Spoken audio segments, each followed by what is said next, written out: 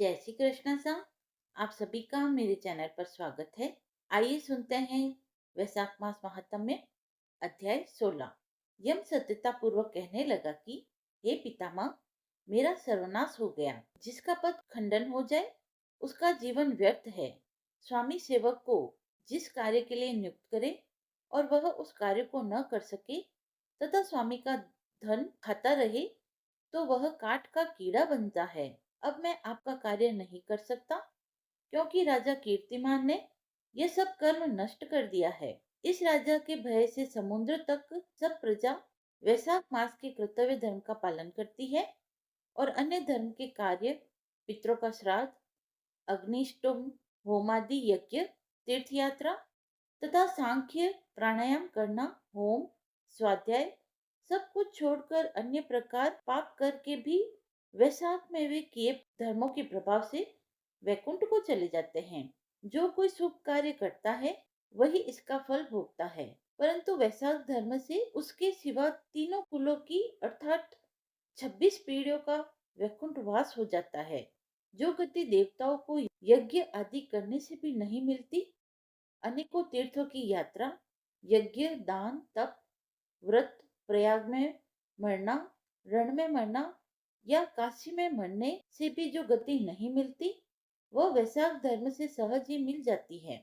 ऐसा प्रतीत होता है कि वैकुंठ का कोई परिणाम नहीं, जो इतने मनुष्यों से भी यह नहीं बढ़ता। अब मेरा कार्य न रहने से मैं राजा को अपना शत्रु मानता हूँ, क्योंकि राजा की आज्ञा से सभी मनुष्य वैशाख धर्म का पालन कर वैकुंठ को जाने लगे हैं।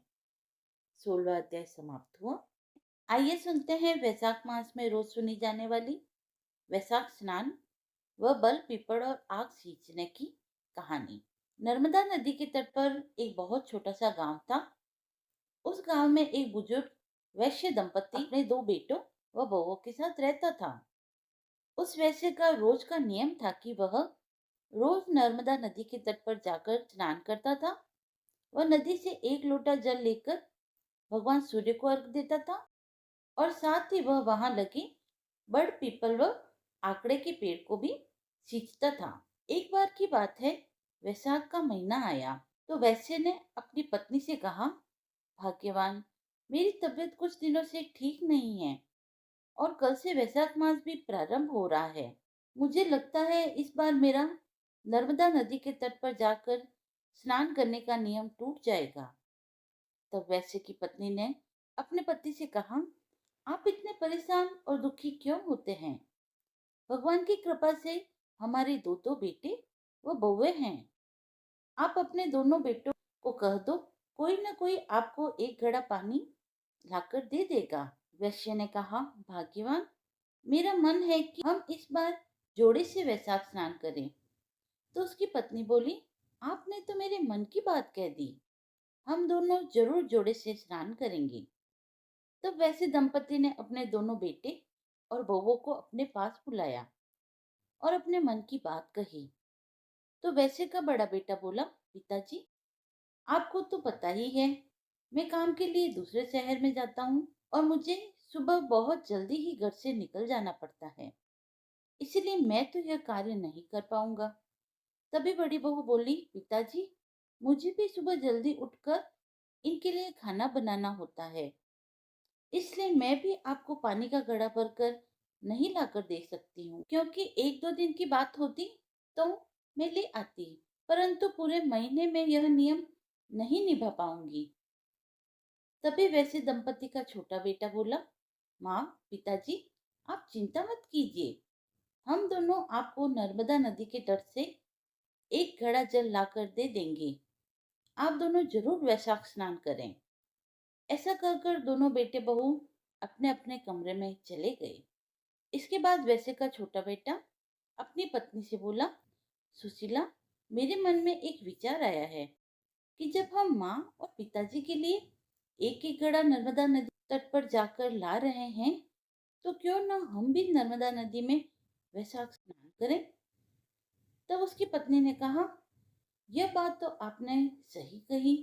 अब उन दोनों ने जाकर अपनी माता पिता से कहा कि हम भी आपके साथ जोड़े से वैशाख स्नान करेंगे। यह सुनकर वैश्य दंपति को बहुत प्रसन्नता हुई। अगले दिन वैश्य का छोटा बेटा व बहू सुबह 4 बजे उठकर नर्मदा घाट पर पहुंच गए। वहां जाकर उसके पुत्र ने नर्मदा घाट के मर्दाना घाट पर व उसकी बहू ने जनाना घाट पर जाकर स्नान किया। स्नान करने के बाद दोनों एक एक घड़ा भरकर घर ले आए। फिर वैसे दंपति ने घड़े में से एक लोटा जल निकाल कर रख दिया।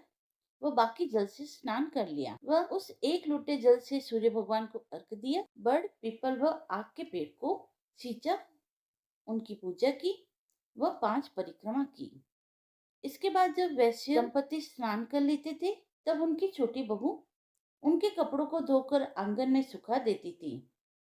फिर चाय बनाकर सास ससुर को देती, बाद में खाना परोसती।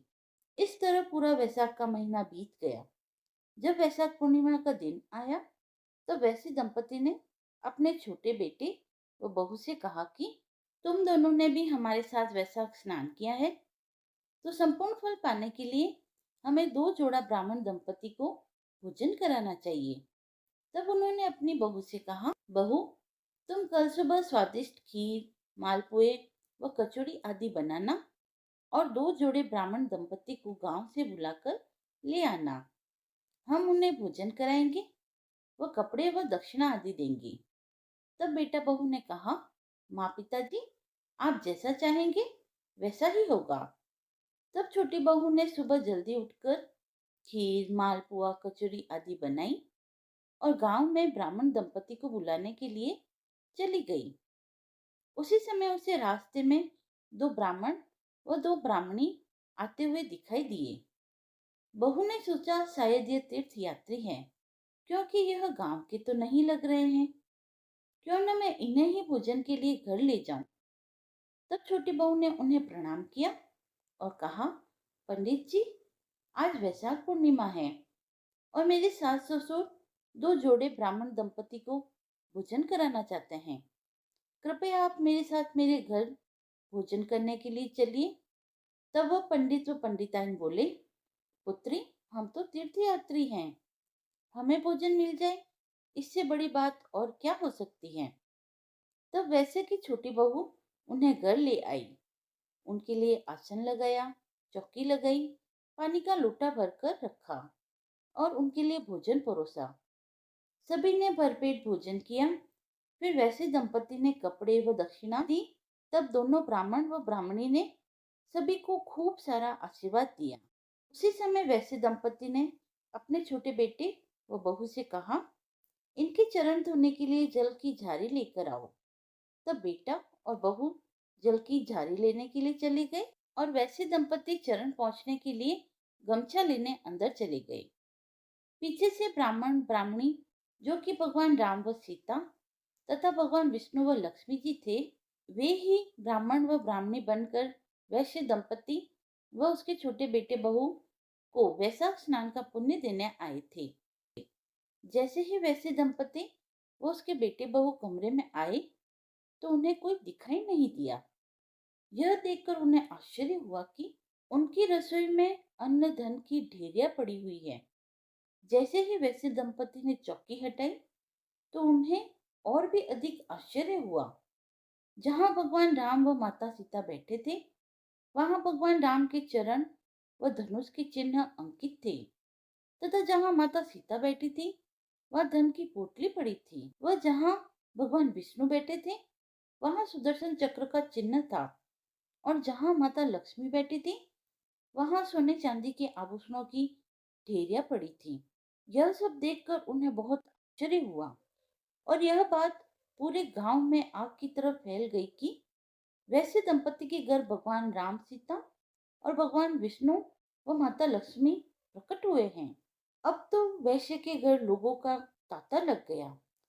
जब वैश्य दंपति के बड़े बेटे को यह पता चला कि उसके घर भगवान राम और माता सीता व भगवान विष्णु व माँ लक्ष्मी ने दर्शन दिए हैं, तो उसे बहुत दुख हुआ कि यदि हम भी वैशाख स्नान करते, तो हमें भी भगवान राम व माता सीता व भगवान विष्णु व माता लक्ष्मी के दर्शन होते। उस दिन वैसे दंपति ने पूरे गांव में ढिंडोरा पिटवाया कि वैसाख के पूरे महीने में स्नान करने से व बड़ पीपल व आकड़े को सींचने से दरिद्रता दूर हो जाती है।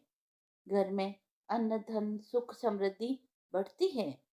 हे वैसाख देवता, हे बड़ पीपल देवता, आपने जैसी कृपा दृष्टि वैसे दंपति व उसके छोटे बेटे बहू पर की, वैसे ही कृपा दृष्टि सभी पर करना और कहानी कहने वाले, सुनने वाले व हुक्कारा भरने वाले की सभी मनोकामनाओं को पूर्ण करना। बोलिए विष्णु भगवान की जय। सियापत रामचंद्र की जय। कथा समाप्त हुई। यदि आपको यह पसंद आई हो तो आप मेरे चैनल को लाइक करें, सब्सक्राइब करें। धन्यवाद।